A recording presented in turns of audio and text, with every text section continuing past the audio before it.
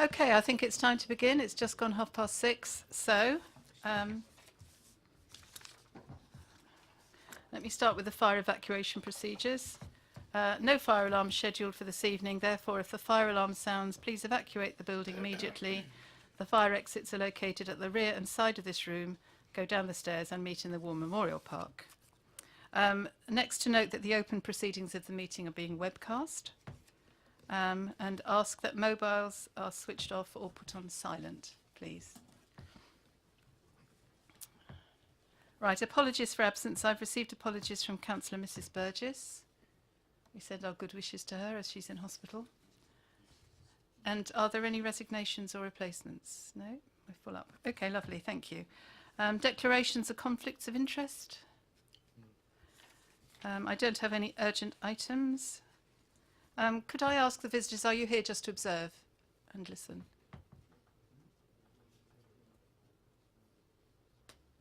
Just listening in?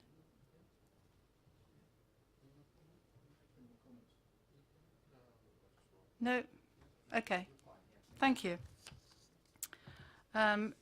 So the first major item is to confirm the minutes of the meeting that was held on the 4th of July this year, on pages 5 to 7. Can we agree those? Yes, agreed. Thank you very much. Right. Could I ask, I think we'll just note that there's an item, an agenda item that has been withdrawn. Perhaps you could make a comment about that, please. Yes, Chair. Obviously, the taxi licensing fees report was before this committee on the 4th of July, and this committee approved those fees. But as part of that approval, the taxi licensing fees required to be advertised in a local newspaper for 28 days. The advertisement was placed on the 7th of July for 28 days, and during that period an objection was received. As that objection wasn't withdrawn, the implementation date of the 9th of August didn't come into being, and within the Local Government Miscellaneous Provisions Act, section 70, it states that if the implementation date is not taken on board, then a further decision must be made within 2 months. On preparing a report for this committee, it realised that the timescale for tonight didn't fall in within the 2 months, so therefore the report couldn't go ahead. But as this committee has approved that, it is now going to be re-advertised, and obviously the trade again will be informed, and it is with a view that timescales will be fixed so that it fits in with the next licensing committee of the 30th of January. Thank you. Thank you very much. So that will come back to us at our next meeting. Right, if we move to the next item on the agenda, we have our new street trading policy in front of us, which we discussed at length in at an earlier meeting. Could you introduce it, please? Thank you. Thank you there, then, Chair. This is agenda item 5. A proposed new draft trading policy was put before this committee at its meeting on the 4th of July, where it was approved that the draft policy should be made available for public and trade consultation. The consultation took place between the 14th of July and the 10th of October, whereby the details of the proposed draft policy were sent out by email and letter to all current licensed traders, town and parish councils, all ward members and all responsible authorities, as well as being attached to the council's website. The letter sent out included a link to the council's website, where as part of the consultation, a snap survey in the form of a questionnaire was available to be completed. 2 responses were received, and they're detailed in this report at point 9.3. At 9.3 of the report, 9.2 of the report, it states that a response from Western Corbett and Western Patrick Parish Council was received, and their response, shown at Appendix 3, was no comment. A further questionnaire was received from Kingsclear Parish Council, and that questionnaire is attached at Appendix 4, and they stated within the street trading policy at page 5, paragraph 3, section 222, in reference to grandfather rights, please could a definition of this term be included in the glossary. Licensing noted that this is already contained in Appendix C under definitions. They also stated under page 5, paragraph 3, section 222, could an additional bullet point be added to this section does not cause obstruction to emergency vehicles. And the licensing response to that was, this is an area that should be considered by Highways team that will look at this during any consultation. But if this committee feel it be appropriate, obviously it can be added, Chair. And finally, the less comment was in regard to page 11, paragraph 3, and page 14, paragraph 6, where they said, please could the relevant parish town council be included in the 10 working day consultation period for renewals. The licensing response to this was that renewal consultation includes anyone that licensing feel is necessary. Town and parish councils are included on the initial consultation, and if during the period of licence, if issues were raised, then a more comprehensive consultation may be considered. Town and parish councils can raise any concerns at any time during a consent if they feel it appropriate. Chair, this report today is now asking that following this consultation that this new policy now be formally approved, subject to any further amendments made by this committee this evening. Thank you. Thank you. We've obviously already looked at this policy at some length at our last meeting. I would propose that there seems no harm in adding the bullet point that was requested, that it just puts does not cause obstruction to emergency vehicles. Apart from that, I personally think it could just remain as is, and move approval from the chair, unless anyone has anything else to comment. Happy to second it. Thank you. So with that one amendment, is everyone agreed? Agreed. Thank you very much. Thank you, Chair. Right, we move on to our main consideration of the evening, which is this large, comprehensive document that we've all been eagerly looking through, I'm sure. Our new taxi and private hire policy, which brings together under one document all sorts of more fragmented ones that we've had in the past. So I know the team have worked really hard, and would like you to introduce it to us, please, and explain all about it. Could you just tell us which one? It's Appendix 2, which starts at page 181 to 304. And I do apologise for the two working documents being sent out. Thank you, Chair. Then the draft taxi and private hire policy is a new policy document encompassing a range of previous committee resolutions, but with also up-to-date legislation, and is intended to set out how BDBC intends to administer its adopted functions. Its aim is to set out the Council's position for the criteria required for driver, vehicles and operators, and most importantly to promote public safety. It is intended that it should support applicants through the procedure for becoming licensed, as well as supporting officers and members in the decision-making process. Previously, as no written policy has been in place, officers have relied on committee resolutions to confirm policy matters with the trade. In line with other licensing functions, it is essential ensuring transparency, ease of education and advice to support applicants through the licensing process and the Council's expectations of licence holders that a policy is in place. A summary of the proposed main changes, which do include some significant changes to the current work practices, are shown in the body of the report at point 3.2, pages 4 to 7, together with a benchmarking exercise shown at Appendix 1, which was carried out to give trade and members some comparisons of other local authority current policies around the proposed potential changes in the new draft policy. A summary is attached as part of Appendix 1 in the benchmarking exercise, which provides useful information about the questions being asked. We fully appreciate that this is a very large document, and this is why this is a working draft policy document, and the proposal before this committee this evening is that you approve this policy for a full consultation with the trade during the following 10 weeks about the content, so the trade have time to read the policy and offer views on the proposed changes via a questionnaire survey, which will be available via the Council's website. And then those comments together with the revised policy will be brought back before this committee's meeting in January for approval. If the Chair requires, if you can ask Andy to make some comments on the summary of the main changes as shown in the report. Thank you. So I'm going to run through the main changes, which start from page 48. 48.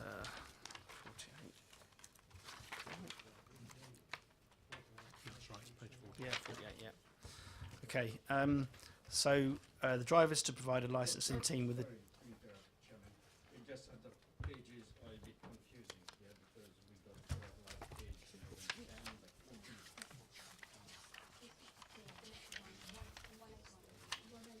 Did you say page 48? Oh, it's not this. It's wrong. It's agenda item 6 and it's shown as page 48 where the summary of the main changes are shown below. There's there's some sheets that are in landscape that are entitled I'm on page 48. Key Issues. Or page 228.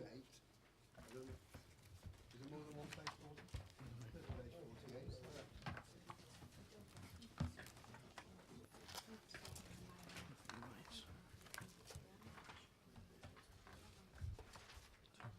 That's all that's meant to be on that one.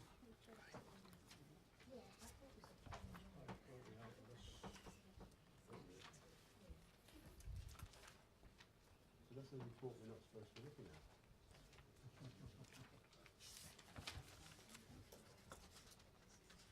My page 48 doesn't seem to correspond with that landscape thing I can see to my right.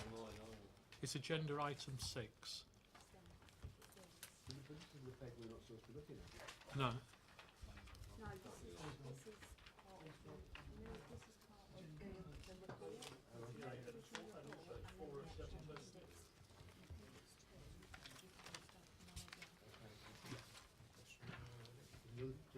I've got two page 48s. Have you? Yeah, Okay. brilliant. It's probably is a little bit confusing because we did have those two copies of the policy. It's the kind of first one that isn't the one that we're looking at today. So apologies. Has everybody found the relevant pages now? No. Okay. If Councillor Jones could just give you a hand. Page 48. All right there. 181. no, What have you got on here? it's agenda item 6.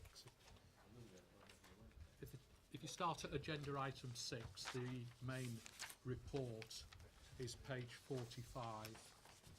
It then goes on to Could you page just 48 help- where it Could goes you just help last. Joyce find it as well? Thank you.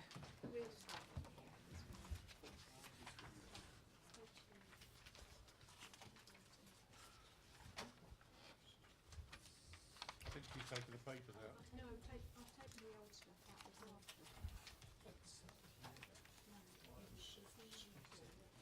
Oh, right, so that's where the people, that's where it's all stuff. Yeah, and then, do we track out the graph? So track out the graph, that's right. Yeah, that's right.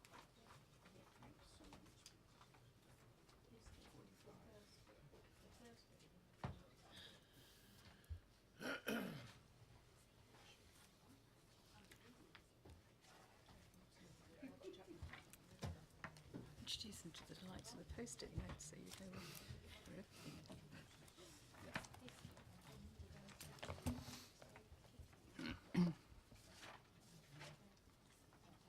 Can we ask that there's a bit more thoroughness when numbering the pages next time as well? Okay, Chairman, we are. Okay. Okay, yes. Yes, obviously that did cause a bit of a problem. Maybe we could hitch up on that for next time. Okay, Andy, could you start us off then? I think we've all found the right page. Thank you. So initially, at the moment, we use a third party to undertake DVLA driver licence checks.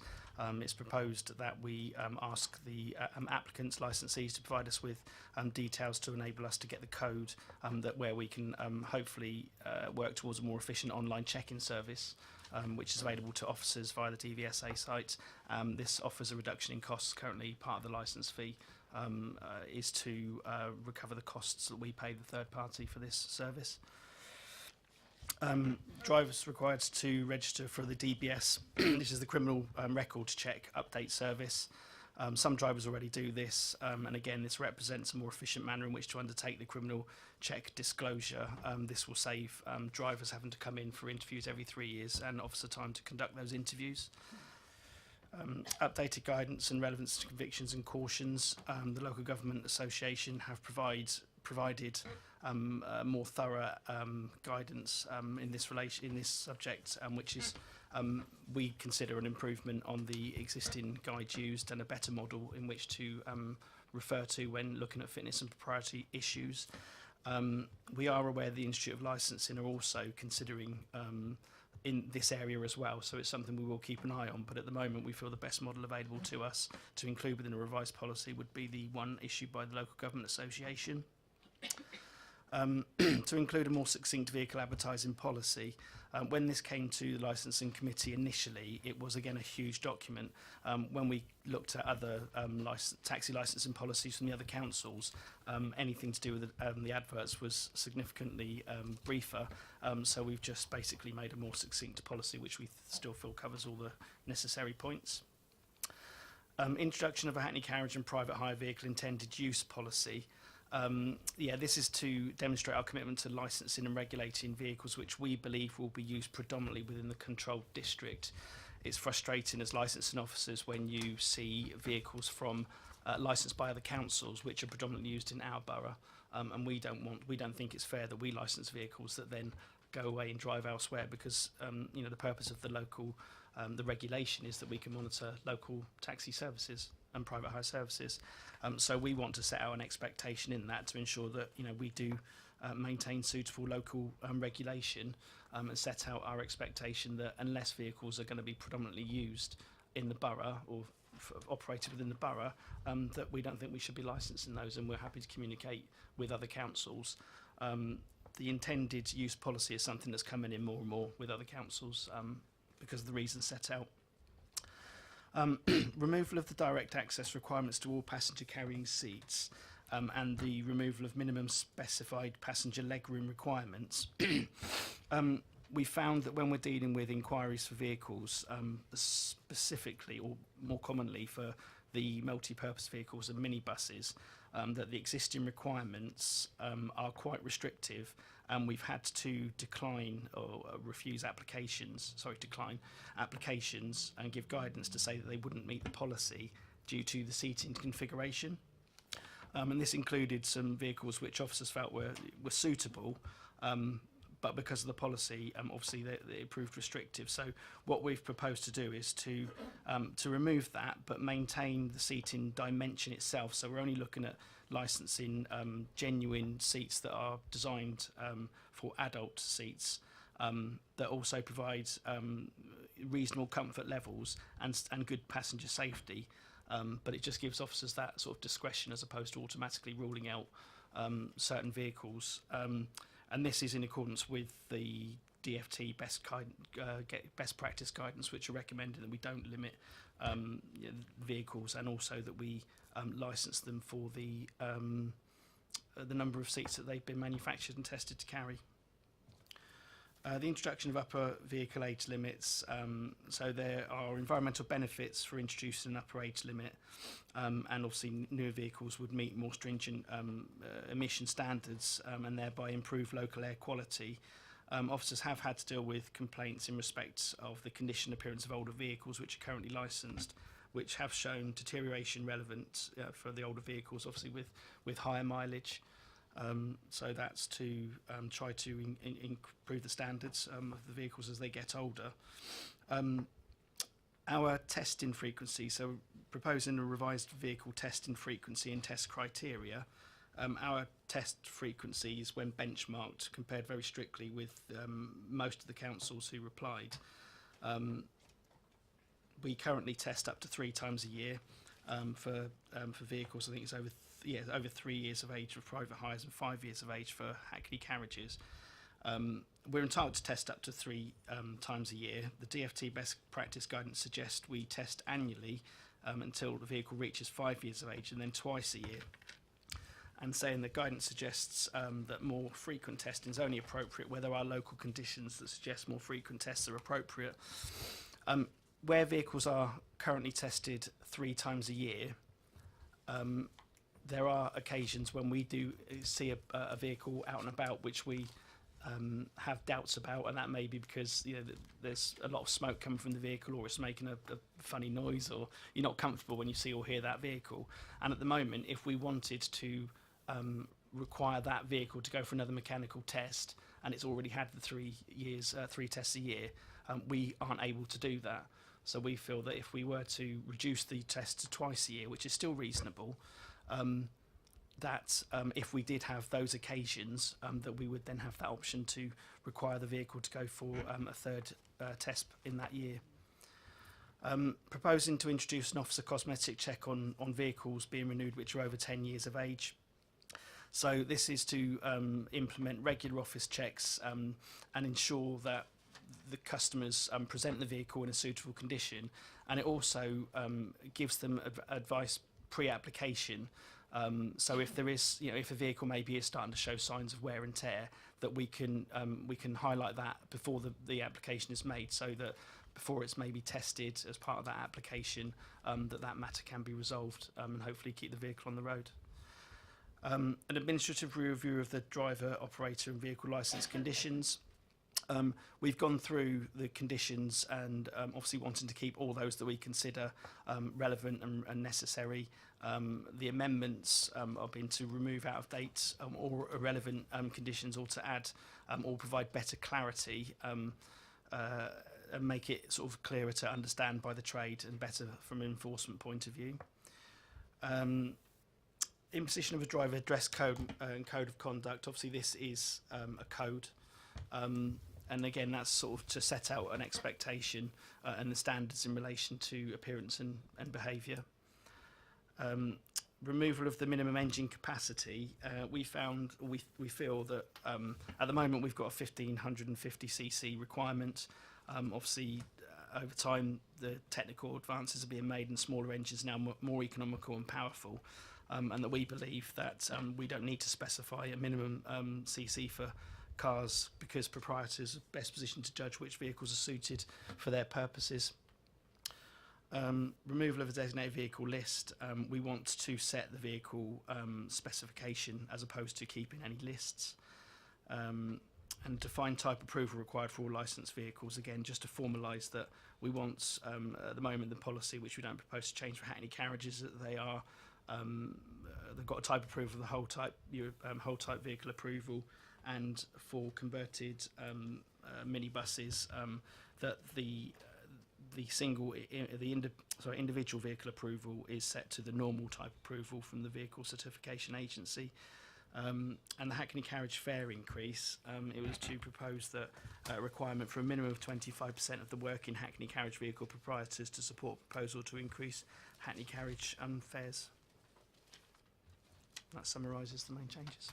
Thank you. And Andy, Chair, then the proposal for this committee this evening is that you approve this policy for a full consultation. Thank you very much. I'm sure you've read it all carefully.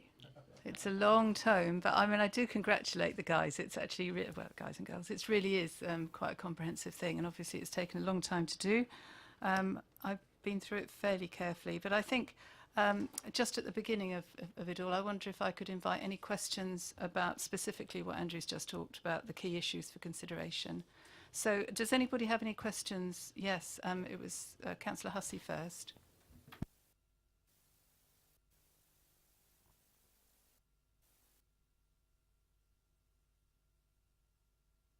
Could you put your microphone on, sorry? The age limit, and again the cosmetic checks on vehicles which are over 10 years of age. And I find those kind of tests a bit sort of erroneous. Very subjective rather than objective. We can all think of an example of a vehicle that's 12 years old, being very well maintained mechanically, in its appearance, the upholstery in the cab, everything brilliant. And one that hasn't, 3 or 4 years younger, that hasn't been well looked after. The age check, I don't think is sufficiently objective enough. We ought to think of some other things which are measures which everybody can apply to make certain that the quality of the vehicle that's on going out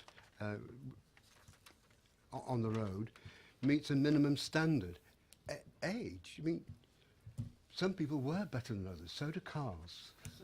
Depends how well you look after them. So I find those things like emission tests, well, shouldn't there be an emission standard rather than an age of a vehicle? It depends if it's a diesel car or a petrol car. It's not just age. So I'd like some better understanding from the officers why they've gone for a very simplistic approach, but one which is a bit hit and miss. The emissions would be tested as part of the vehicle tests themselves. So we're saying that they'll have annual tests or twice yearly tests, and the emissions levels are tested as part of that test, which is similar to an MOT. As far as the age of the vehicles goes, I mean, this is obviously to set a policy. We can't fetter our discretion and refuse it just because that's what it says in a policy. There are, options to say that is the general rule. However, if a vehicle is presented in exceptional condition, we can consider that. If it's got, full service history, we're going to do a cosmetic check on it, so that we can depart from policy where there's good reason to. The policy is to set a general rule, and then obviously if there's good grounds to depart from that, we can. And I was just trying to find the section in the policy, if you don't mind bearing with me.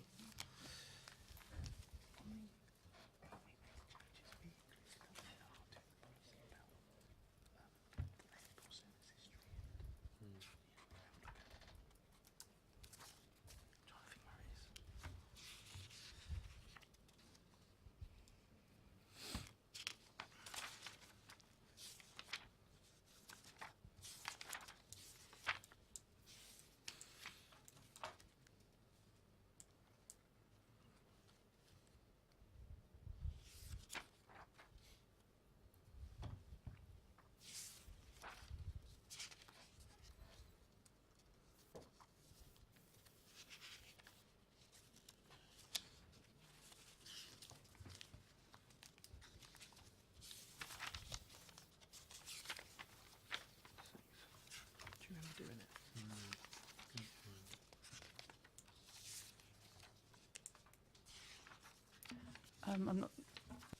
I'm not quite sure exactly what you're looking for, but just to reiterate that obviously Andy has said that if there is an older car that's exceptional, then they would use their discretion on that. And also, obviously there are spot checks on the vehicles as well. So I'll leave it to you, Andy. Sorry, I'm really sorry. So in the Appendix A, so Hackney Carriage Vehicle Specifications, under paragraph 2, it's got age. So what we're proposing there is that they will continue to be licensed until up to 12 years of age. Applications for an older vehicle to be considered on an exceptional circumstance basis. Applications must be made in writing by the applicant, giving reasons as to why the vehicle should be considered for relicensing.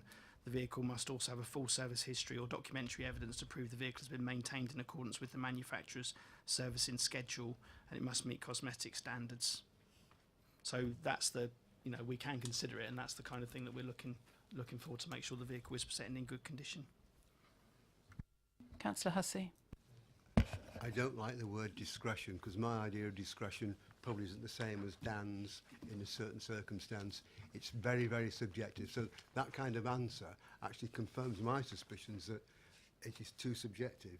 And if we do test 2 or 3 times a year for emission, why have we got under the reason for change under introduction of an upper limit, newer vehicles meet more stringent emission standards? It doesn't really matter provided it meets the test. It says the new policy will reduce pollution, but if it meets the test, it doesn't matter. The age is irrelevant. The scientific method of saying this level of pollution, when you're measuring various chemicals coming out of the car, whatever, that should be the test. Not the age of the vehicle, because in the introduction we heard about vehicles coming going along the road and emitting a lot of smoke, whatever, so you do an extra test. That's the acid test. Doesn't matter how old it is, surely. So I just find a weakness here, and it comes down to discretion. And Andy's discretion and my discretion, we probably disagree on a number of occasions, and neither of us will be wrong and neither of us will be right. I just want to clear up exactly what you're saying, because I thought you said at the beginning it was too prescriptive, and now you're saying it's too subjective. No, I mean, what it is, it's a broad policy within which there is movement. it's a fact.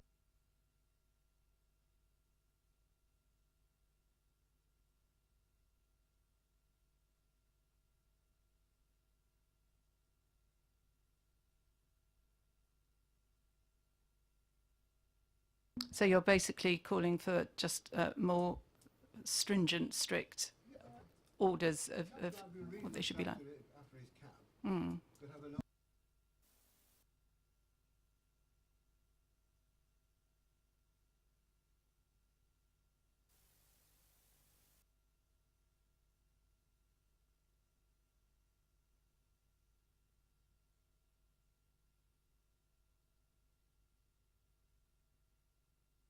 Yes, we've somehow got to find that pathway between the two, haven't we?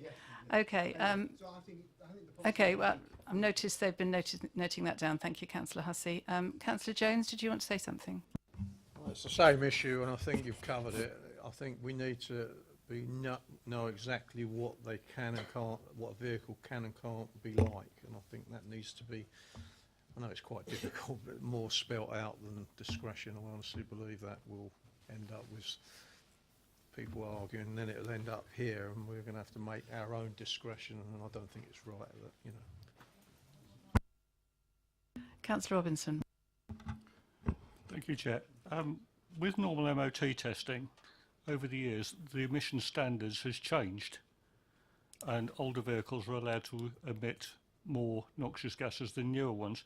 Is that the same with taxis, or is the one standard irrespective of the vehicles, of the age of the vehicle? No, the compliance test is the same from an emissions point of view. It's just they have to meet the up-to-date regulations regarding emissions, so it would be the same. So it'd be the same as an ordinary MOT? Yeah. So older vehicles can emit more? Yes, but for taxis, because they do such high mileage, we don't tend to get that. Well, we have got some, but you know they tend to be replaced on a more frequent basis. Has any consideration in this been given to all the recent press that's come out about diesel vehicles? I think 99% of taxis out there are diesel, and there's a lot of issues with diesels, and talk about phasing them out within the next 20 years.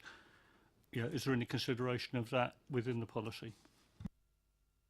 Not at this stage, there hasn't been, no. Councillor Putty. Thank you, Chairman. Yeah, just on the point that what we have got here, vehicle over the 10 years, and we got a lot of them. There are 16 years, 13 years, 14 years.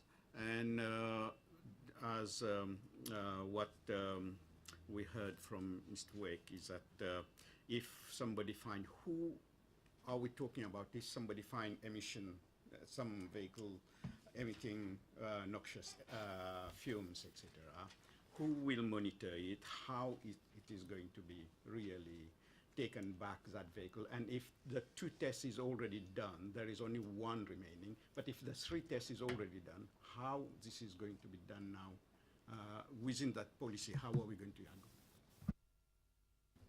Yeah, what we're saying is currently, if a vehicle is tested 3 times a year, we can't ask for it to go back for mechanical testing. If it was twice a year, or even once a year, that it was tested a new vehicle, for instance, and we did see smoke coming out of it that gave us cause for concern about the emissions, we can then say it's got to go back, and it would be tested by, and it's got to, obviously the emissions forms part of that vehicle test. One thing I could actually clarify as well, that we appreciate the point that you made, Councillor Pussy, is that we have got a number of vehicles that are already over that limit, and of course we would want to come up with a transitional period to give the proprietors of those vehicles a reasonable time in which to replace that vehicles, maybe a couple of years to replace that vehicle, which is, they may have planned to replace it in that time anyway. So. Another point is that even a new vehicle come within the next 2 or 3 years, where the vehicle, there is no need for MOTs, but MOT is done yearly for, even from the new onward, that MOT is carried out because they are hackney carriage or private hire vehicles. So they are carried out from new yearly. Yeah.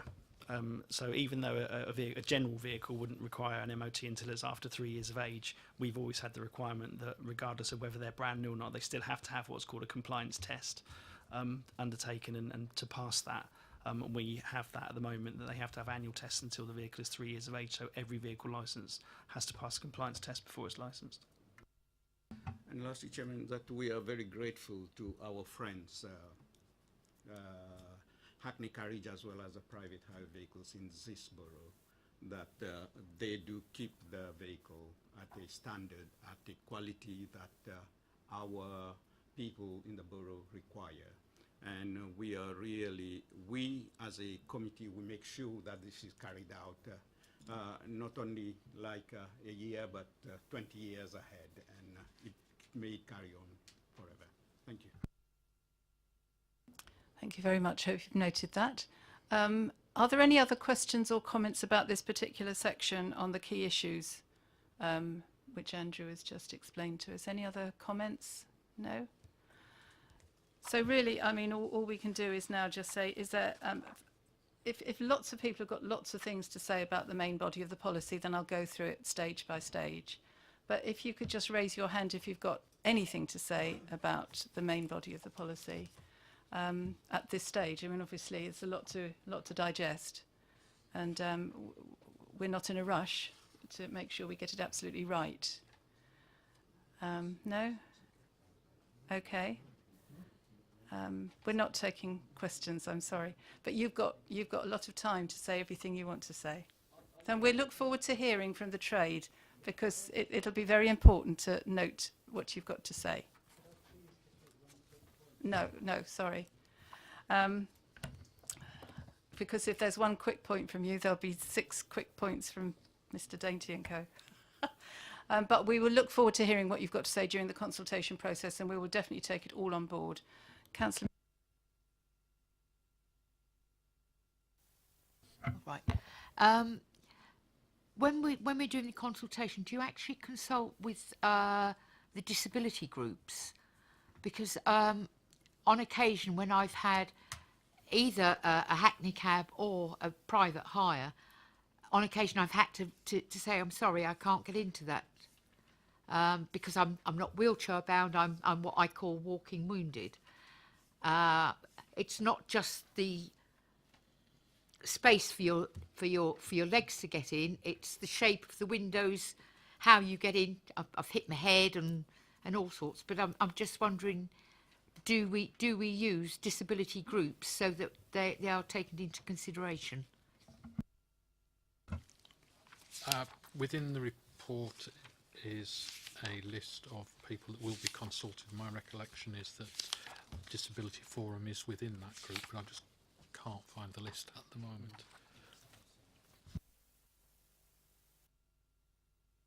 Now, just say, I know they do Disability Forum, but I wondered if there's different levels from different disabilities.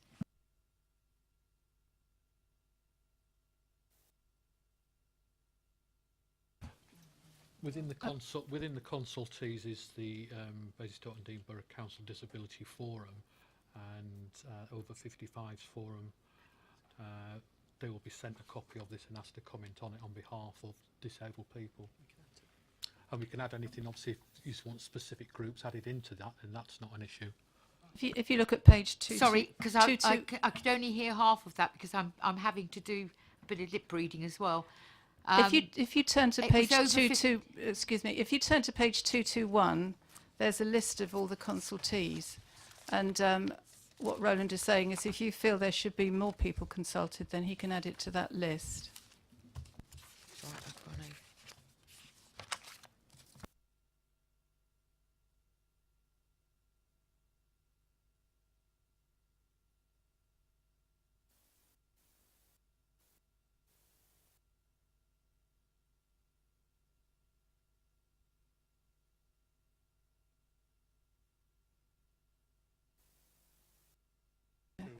Page 221.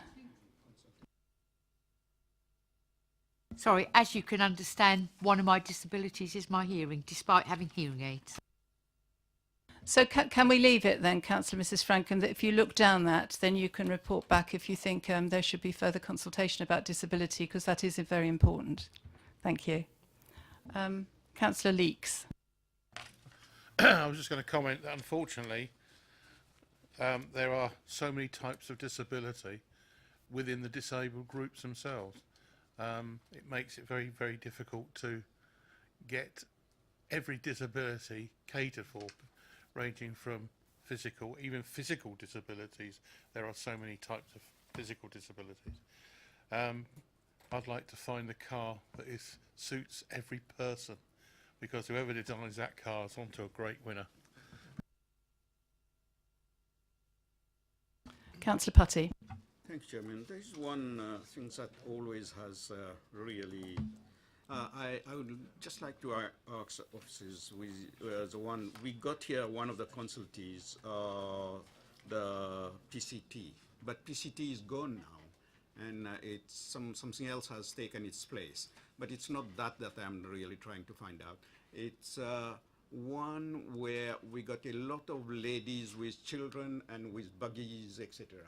And that's one of those things that I'm always concerned about, whether there are adaptation for anchoring the buggies or the pushchair in cars that are used.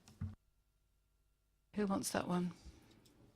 Yes? Letters that were sent out. Yeah, we had that inquiry from the trade, and we spent a lot of time on that. We consulted with ROSPA and also our legal team as well about that issue, and the police unit as well, road policing, and they were saying that there is no safe way to carry people, children in buggies. There are no anchorage points, so that is a real issue, because obviously, you know, that is a common thing that's required, and it's not.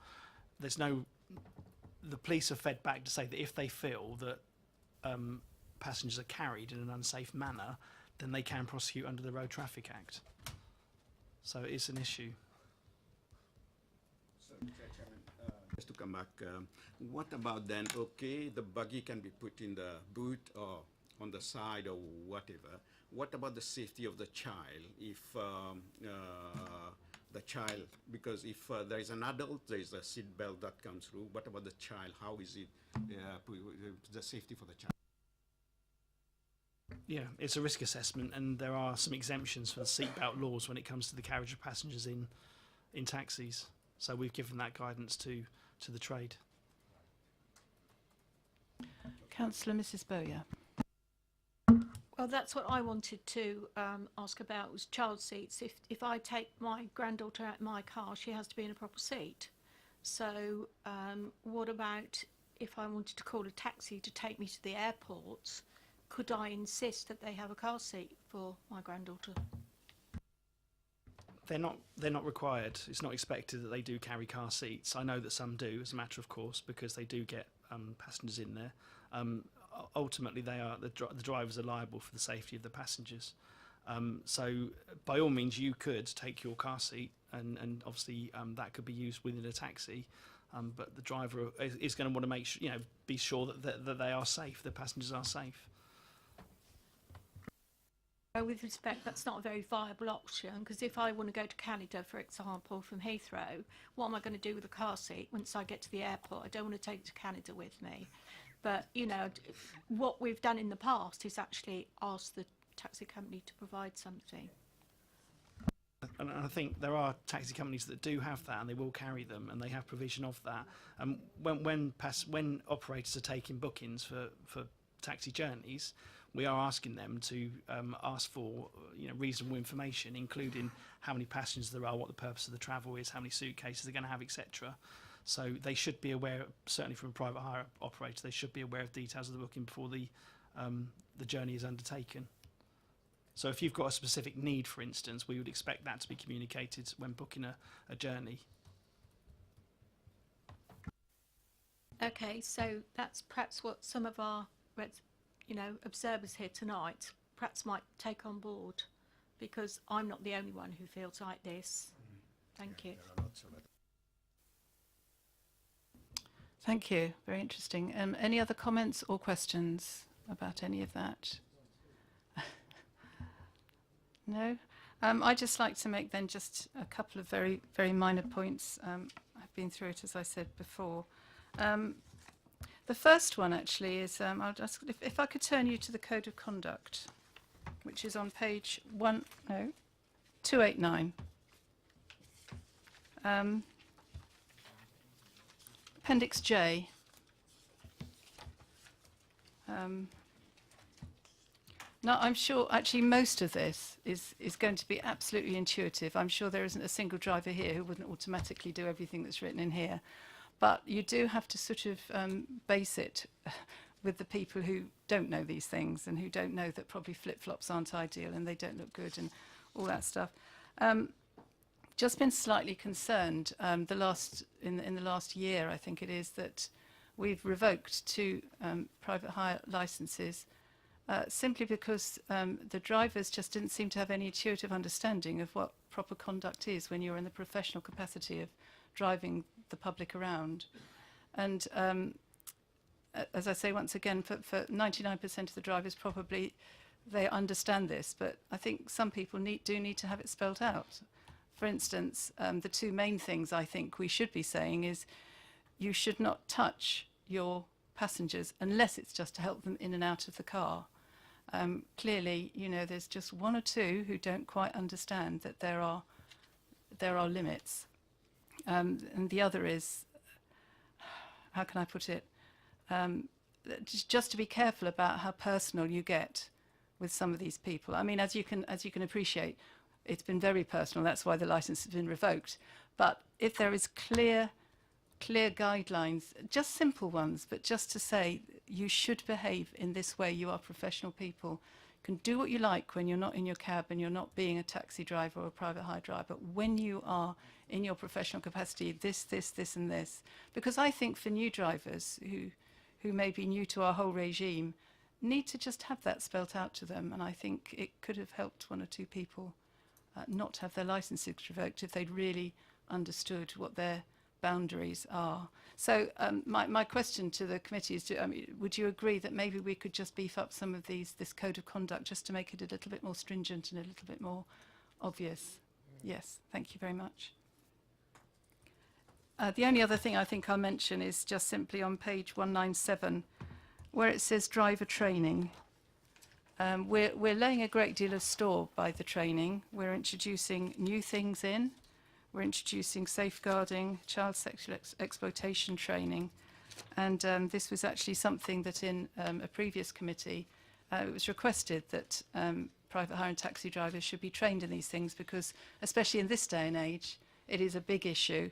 And obviously, drivers sometimes do have to pick up vulnerable people and can pick up some of the clues that you can get to this sort of thing. So I think it's a very important thing. So at paragraph 13.1, we do just say, and I'm not quite sure why it's quite so woolly, any driver training will be that which the council considers reasonably necessary to promote the objectives of the policy and may include. I wonder if we could just make that just a little bit tighter. I would personally like to say something more like, if you agree with me, drivers will be required to undertake, in addition to driving proficiency tests, whatever it is they have to do, training in matters which the council considers to be reasonable for the promotion of the objectives. These are described in the policy and they do include equality and diversity, disability awareness, safeguarding and child exploitation awareness, enhanced wheelchair loading assessment certificate or equivalent where applicable, just so that once again at the point of wanting to become a driver you know exactly what it is you're expected to do. Yes, Councillor Hussey.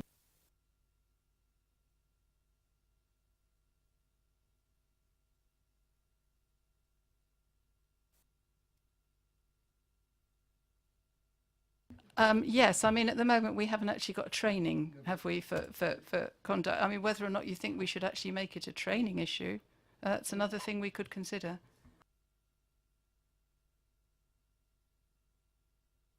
Having taken action before with removing the licence from 2 drivers, then it seems that there might be an issue there that training could help to avoid.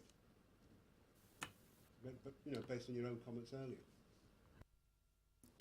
Well, I'll leave that with the officers if you think there is any anything more than directing people to read the code of conduct, obviously bearing in mind that it's got to be adhered to. This, we do, drivers are required to take an awareness test as part of the application procedure as well. And that will refer to sort of our conditions. The conditions just have to be reasonably necessary. So it's something that we can set out as a condition as well also for drivers. It's difficult for Hackney Carriage. The code comes in handy because there's an expectation. Obviously for Hackney Carriage drivers there's only bylaws and you can't change those unless you go through the Secretary of State, which will take forever. So for the private hire drivers that's something that could be listed as a condition. The code also sets that out, and that's the type of issue that then would be included within the questions for the awareness test, so that we can test them prior to that and make sure they've got a decent understanding of, you know, of what is appropriate and what isn't appropriate. I completely agree that I think that if it was made that expectation, if we did put that increase that within the code, then that obviously does set that standard, and we can refer to that. It's within a policy. If we had to take action, and when we're giving advice to drivers, then we would refer them to that, and that's our template. Thank you. Councillor Jones. Just ask a question.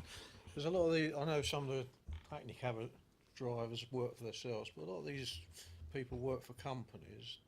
Do they not get any training from the companies when they become taxi drivers or private hire vehicle drivers? You know, we do the training because we're safeguarding the people, but it's like when you work for any company, they usually give you an outline of training. I just wondered, does that not happen with taxi firms in general? Or am I asking a silly question there? I don't know. I would expect the larger companies, yes, to take that on board, and they would have training in place, but obviously that's for the individual companies to be looking at, and it's not something that I'm aware of at this stage. Oh, sorry. I just wondered, we're not trying to make it compulsory, but it'd be a good idea for you talk to the trade all the time, perhaps to bring some of it in themselves, because if we're not careful with some of this training, it becomes too much, and it becomes too costly and things like that. I'm not saying we shouldn't have it, but if people are pre-trained, let's put it that way, on the general outlook on things of driving and looking after people, when they do come to do a test, it's there, and then perhaps we can keep the costs down. That's my concern. Makes sense. I don't know. Yeah, just to pick up on on the comment, I believe that the sort of the largest private hire operator that we have got, well, I know that they do have their own internal complaints procedure, which will look at matters including the conduct of drivers, and we've been told, the operators told us that in the past that they've actually dismissed drivers without matters even coming to the council. So the main operator certainly does do that, set out the expectations, and they've got a robust internal complaints procedure. Councillor Putty. Chairman, we talked about the touching. We have to really make it clear as to what really we mean by touching. I'm thinking about somebody who is suffering from stroke, you see, and he is unable, or she is unable to get in the cab on her own volition. So we have to have some sort of line where we have to be clear as to what is expected of the drivers, because they are going to do their job, and we are not going to really put it in such a way, like even for somebody who is carrying a child, when she's getting in the car, sometimes the child needs handling to really help the child, for her to really take the child in the car. So we have to be clear about what we mean by touching.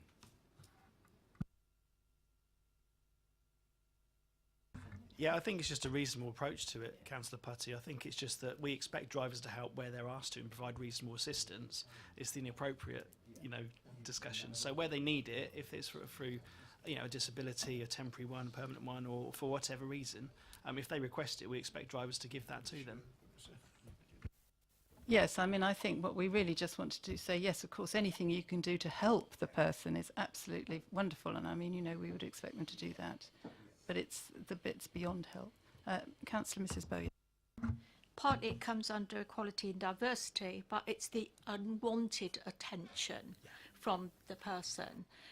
A young girl getting into a cab at night, things like that. I would be very wary of putting my teenage daughter in the past into a cab. And that's the thing, that it's the unwanted. They talk about child sexual exploitation, but, that covers a lot of things. But it's not just children.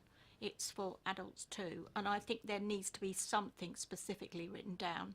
I mean, it's a big topic at the moment, and lots of organisations, including members of Parliament, are really being looked at the moment. And this is an area we have taxi drivers that are not always English, and their expectations are different sometimes to perhaps ours.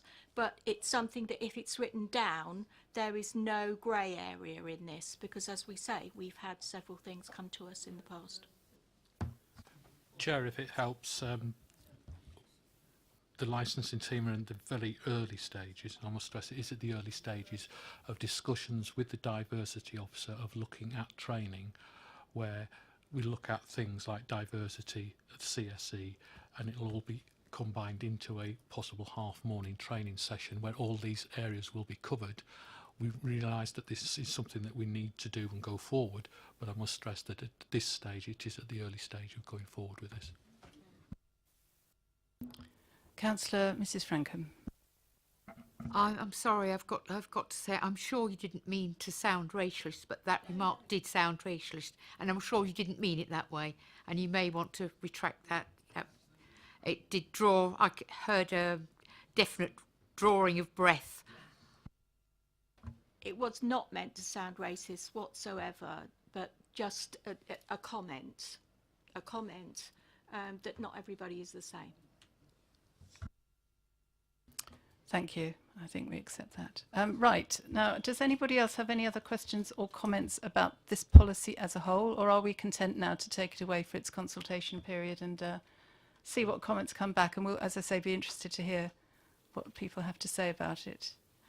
Okay, so are we all agreed, therefore, that it will go out? It's approved for consultation, and we'll revisit it. Thank you. Right. Next on the agenda, matters dealt with by subcommittee. We've just got one decision notice at the back. The other one was of a private nature. It's probably the one I'm talking about. And there was a rescheduled hearing yesterday, which we're just working on at the moment. And the work programme is very simple at the moment. In January, as we've heard, we'll be revisiting the fees and charges, and we will expect visitors then. And a licensing enforcement policy we'll be looking at as well. And the following meeting will hopefully be ready to look at the consultation feedback. Oh no, is the taxi and private hire will be in January as well? Yeah. That one, okay. So when you say licensing enforcement policy, what's that? It is, that's okay, that's a renaming of our taxi and private hire policy. So those are the things we'll be looking at our next meeting on January the 30th. As far as I'm aware, we don't have any other items on our agenda, so thank you for coming, and the meeting is closed.